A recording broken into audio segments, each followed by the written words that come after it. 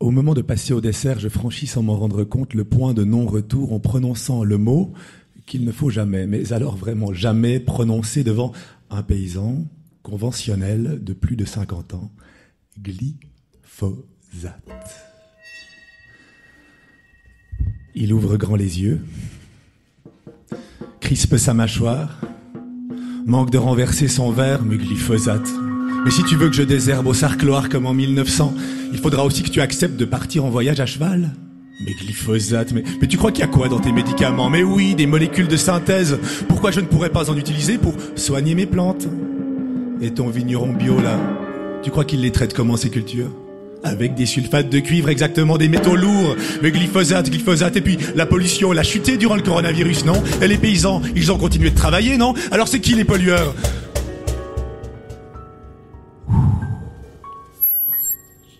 La machine est lancée, il n'y a plus rien à faire, sinon attendre que les mots soient tous sortis. Bon, je devrais me dire c'est comme ça, c'est déjà arrivé tant de fois. Mea culpa.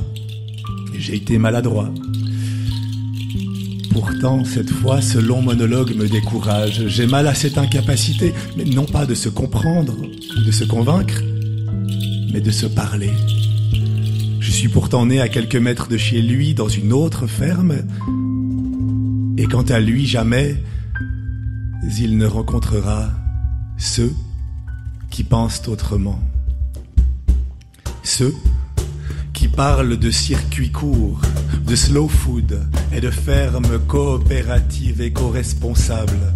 Ceux qui visionnent des vidéos YouTube faisant l'apologie du purin d'ortie, des semences anciennes et du vin naturel. Ceux qui font des manifestations au centre-ville. Ceux qui font des donations aux organisations anti-pesticides. Ceux qui partagent les coups de gueule des stars de l'antispécisme. Ceux qui ont pleuré à la fin du film Au nom de la terre quand Guillaume Canet, déguisé en paysan, se suicide.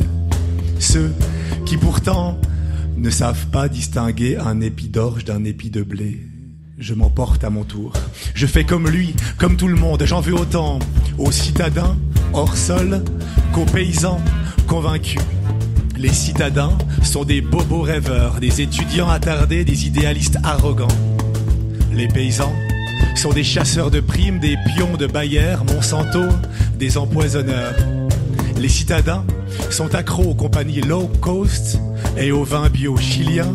Les paysans sont des tueurs d'abeilles, des broyeurs de poussins, des complices de l'holocauste agricole. Les citadins, une vidéo shop sur les réseaux sociaux. Les paysans, un coup de gueule à l'heure de l'apéro. Les citadins, une plainte pour pulvérisation de désherbants. Les paysans, un char de fumier sur la place fédérale. Les citadins, la vitrine du boucher qui vole en éclats. Les paysans, au salon de l'agriculture, une baston générale. Les citadins, les paysans, les citadins, les paysans, les citadins.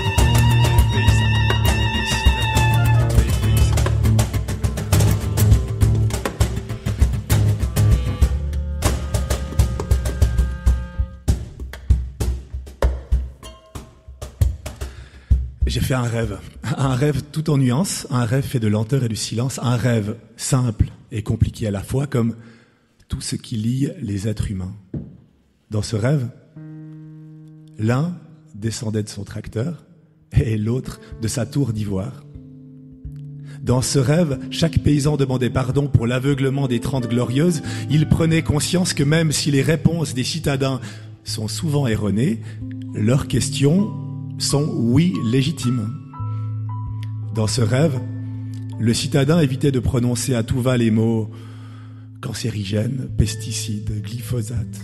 Il ne donnait plus de leçons, ne partageait plus rien sur les réseaux sociaux. Il acceptait par contre de vivre quelques jours le quotidien d'un paysan, mesurant ainsi la complexité de ses choix, le poids de ses responsabilités.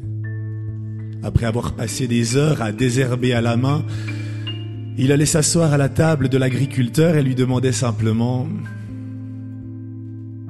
« S'il te plaît, raconte-moi ton métier. »